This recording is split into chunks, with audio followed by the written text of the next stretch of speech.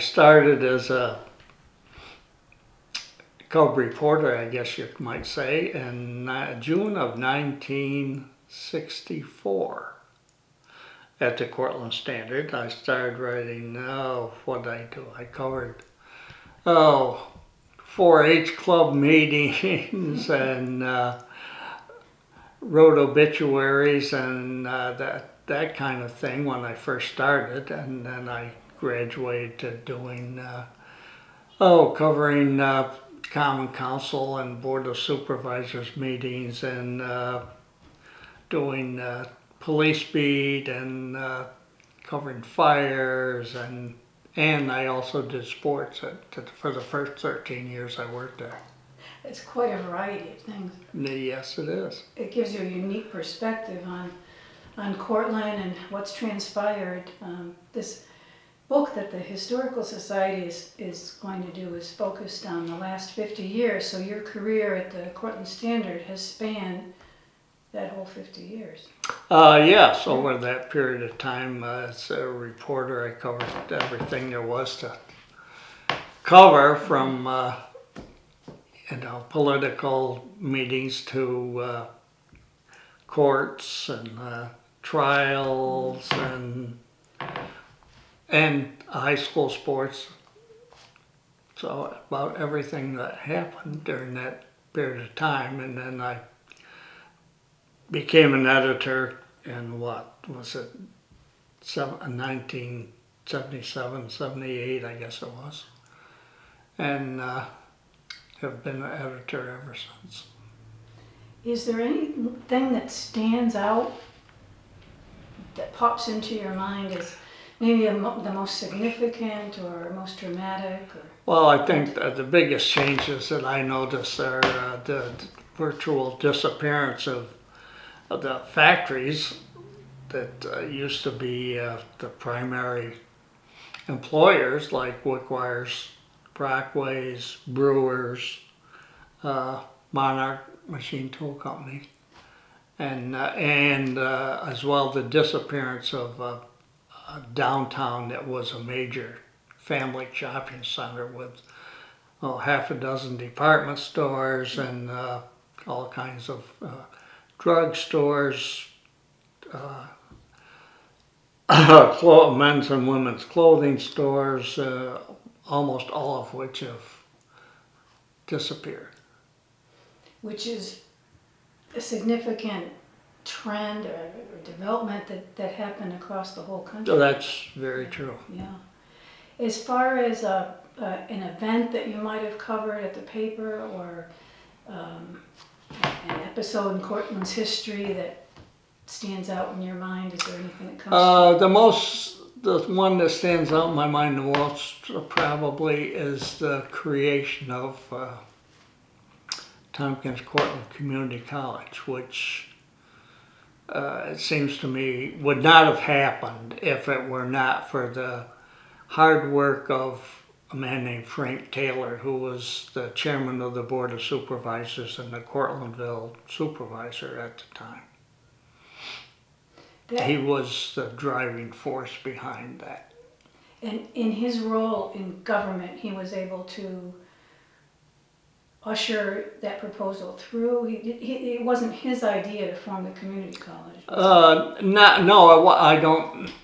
can't say that it was his idea, but without him, and I don't think it would have happened. Mm-hmm. He got the Board of Supervisors to support the idea, and in Tompkins County decided that they wanted to have one by themselves, and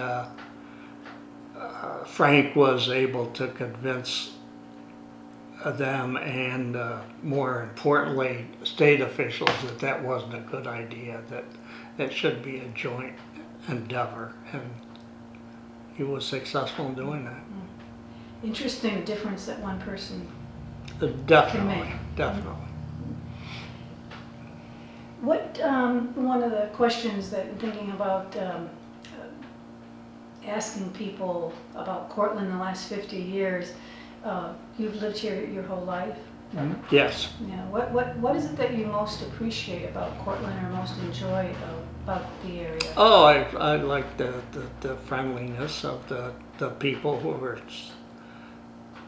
my experience, they've all been good neighbors and willing to, help out whenever you needed help, and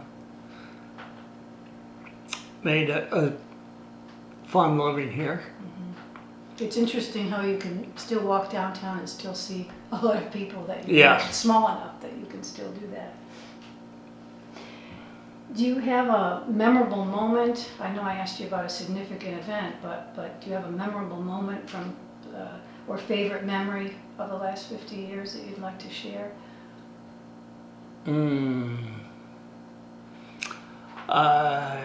Yeah, well, one of my favorite ones was 1960, as the winter of 1964 and 5, when Homer basketball team won the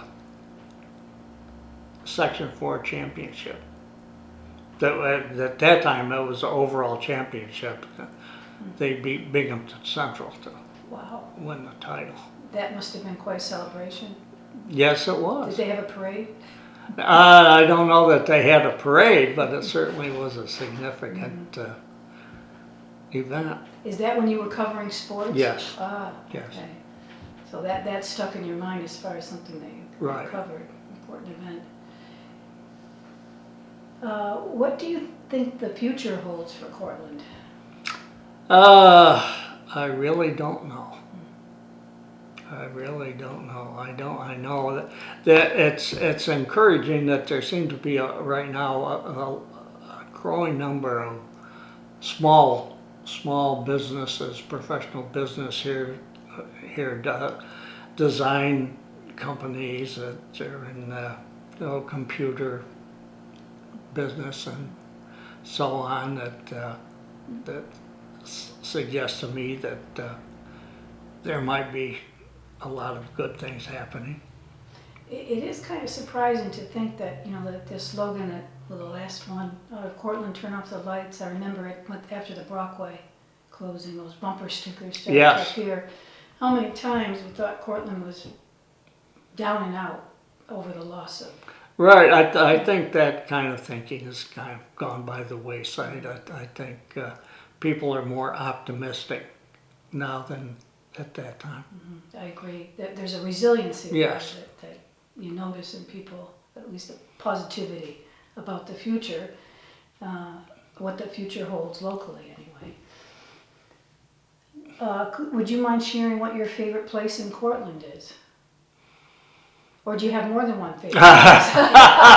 Yeah. Oh, my favorite place is my home, I think. Really, but and of course we lived on Cedar Street, right across from Randall School for 40 years. So there's certainly a lot of good memories there. Our two kids grew up there and enjoyed it, and have been very successful. So. And probably your favorite hangout other than home would be the paper. Yes, that's that's where I spend most of my time. Correct. Yeah. What about at the newspaper? What changes have you seen? Oh, it's completely changed. When I started working there, it was all paper and pencils and typewriters and hot metal type.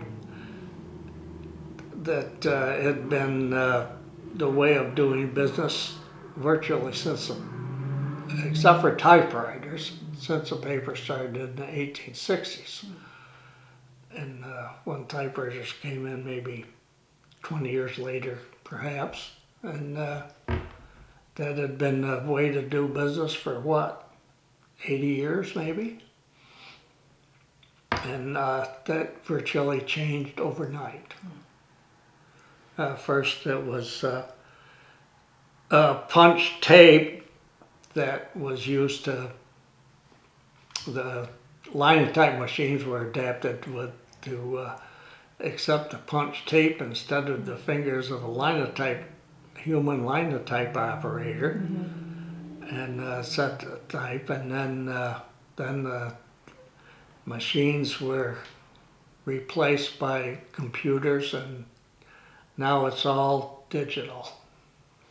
So when you started as a reporter, you would be there with your notebook Right. and a pencil or pen, write your story and give it to someone that would set up the type. Well, I typed the story, and then the typed copy was sent to the components room, which at that time was on the third floor of the paper, with there was, I think, 13 linotype machines up there, and they were used to set the ads and set the stories into type.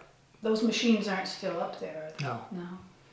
And now when you write a paper, you type it yourself into the computer. You probably edit it as you go.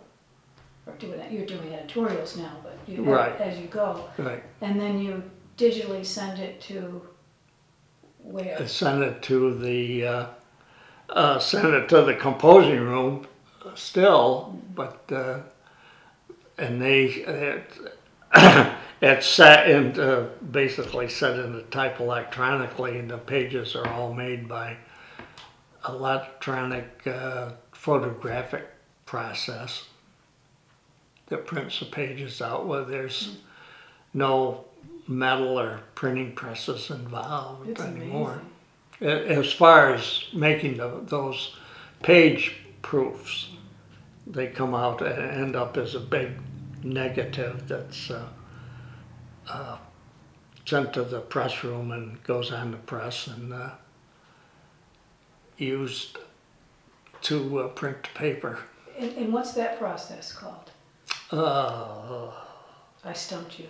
I can't remember.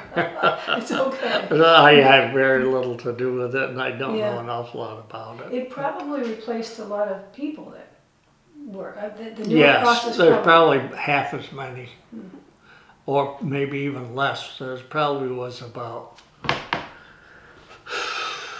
20 people working there then, and there's maybe half a dozen now. But the paper survives as a daily, which is That's right. quite astonishing for any community, let alone a community this size, I would think. It still has a loyal readership. Yeah, it's dwindled from what it was, unfortunately, but younger generations apparently don't read newspapers as much as mine did. That's another trend that's not unique to Cortland. No, for sure. Newspaper readership is almost a thing of the past with younger people. And also a lot of people that read newspapers read them online, not That's true. on paper. Do you think that paper will survive? Possibly, but I'm not sure. It doesn't seem awfully room for a lot of optimism at this point. What would replace it? I mean, the coverage of local meetings and local sport events. I mean, national stories are one thing. Well, I think that coverage will continue, because I don't know what might replace it, but the way that it's disseminated, I think, is going to be more on your smartphone, perhaps, instead of a newspaper that you hold in the real paper. So there still may be reporters that are out at common Yes. council meetings, Yes. but they would be putting it, Right. maybe even speaking it, and put it into a written form. Well, yeah, it's entirely possible that it might change from you could just speak your story into a widget of some sort, and it'll come out as a newspaper Be careful what you say. on a little handheld screen. It was tough to edit that, though. Well, that's one of the problems. You have Yes. to play it back a few times to get it right. Is there anything that you would like to share that we haven't covered about Cortland in the last 50 years? You said you raised your children here and Yes. they went on to be successful. They had a good education here. Well, as far as yes, they went through high school here. My son went to Cornell and graduated from Cornell. My daughter graduated from the University of Rochester. So yes, my daughter has her own consulting business in Boston, and my son is a computer engineer in Victoria, British Columbia. Wow. So neither one are here. They're on two opposite sides of No, they both have their the hemisphere. own children and they're raising their own families now. Do you have other family here that have stayed in the area? I have one cousin that lives here. That's all that's left, actually. Everybody else I had, when I was growing up, I had two cousins who were the same age as me, actually, well, three. And none of them live around here, and they all moved away. Did you grow up in Cortland? Homer. Homer. I imagine that was a different childhood than the ones we have now. I'm sure it was. Did you run up and down the streets? Oh, yes. All the time. The corner stores? Yeah. You had a lot of freedom? Yes. Yeah. And no helicopter parents back then? No, they both parents were home. They both worked. Well, my mother, she was the original cafeteria manager at the Homer School. So you had an in. She ran that for, I don't know, 29 years or something like that. Did she give you extra helpings when you came through the line? No, no.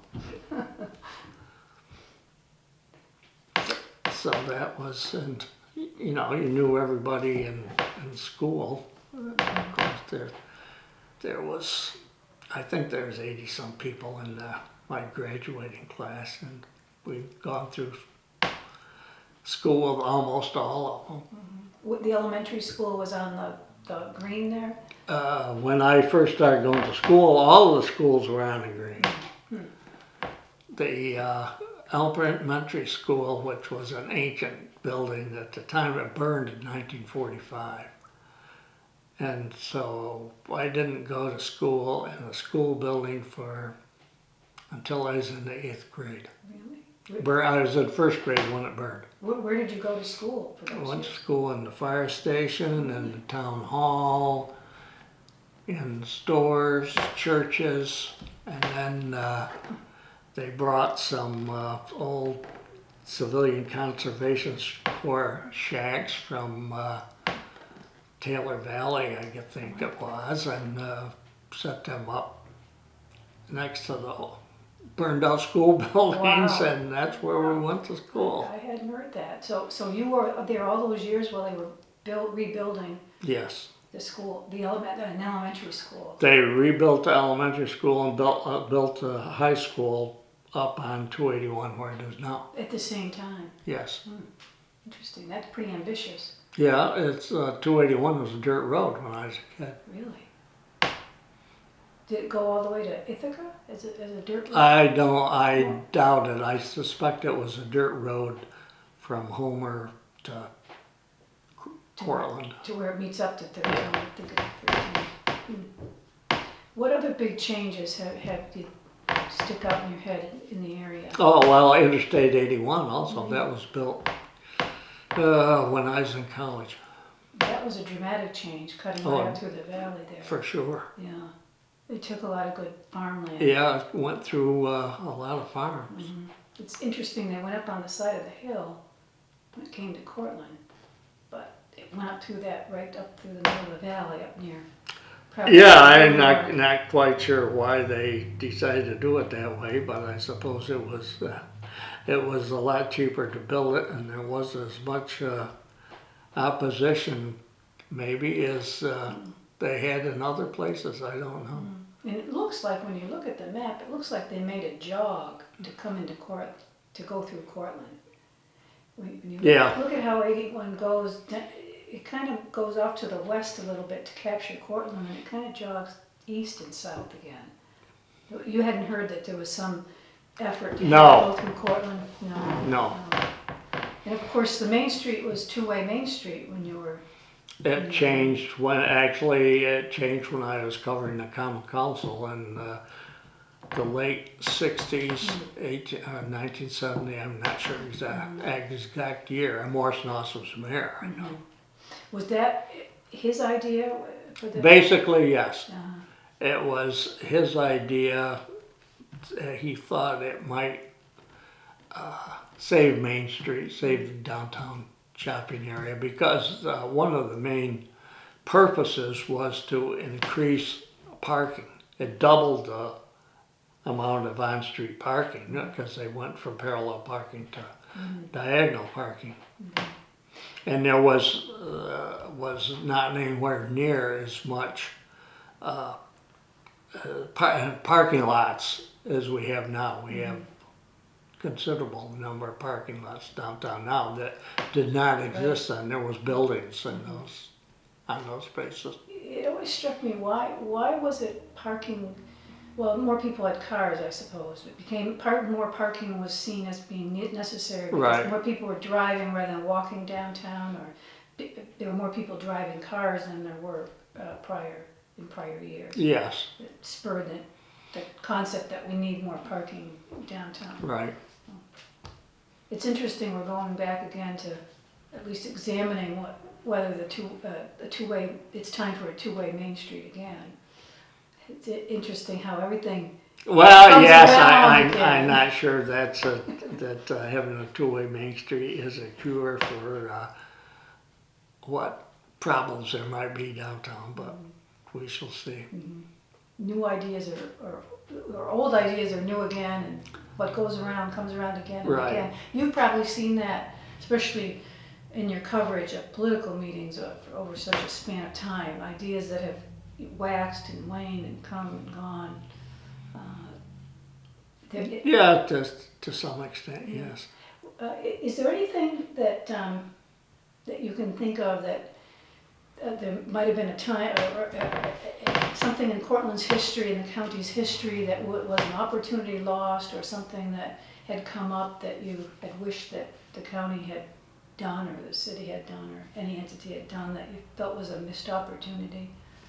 Not that I can think of right offhand. I mean, some people think there were in prior years, even before I was born, when a man named Ed Link was the manager of the airport around 1930, and they had supposedly had a dispute over putting in a furnace to heat the place in the wintertime.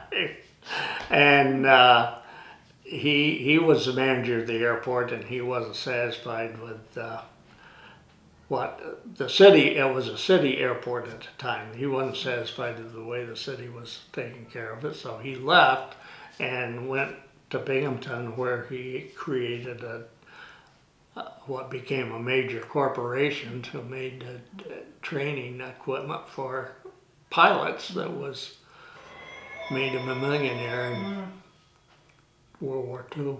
That's a big lost opportunity. Yes. There, isn't it? Huge. I hear the phone ringing. Is there anything that you would like to add? Anything that we haven't covered? Not that I can think of right at the moment. Well, I appreciate you taking the time to sit down and share some of your thoughts and memories for the Historical Society. You're most welcome. It's been a pleasure. Yeah, same here. Thank you.